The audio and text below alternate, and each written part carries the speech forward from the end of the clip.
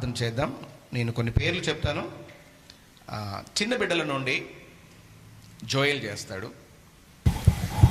ఏసయ్య మీ కొననాలు ఏసయ్య చిన్నట్లు వేసి మా ప్రాణించండి ఏసయ్య మీరు మాతో ఉండండి ఏసయ్య ప్రతి విషయంలో మీరు ఉండండి ఏసయ్య 9కి చర్చి ఓపెనింగ్ ఉండగా మీరు ఉండండి ఏసయ్య మేము అక్కడ కాము కూర్చుంటే చూడండి ఏసయ్య మేము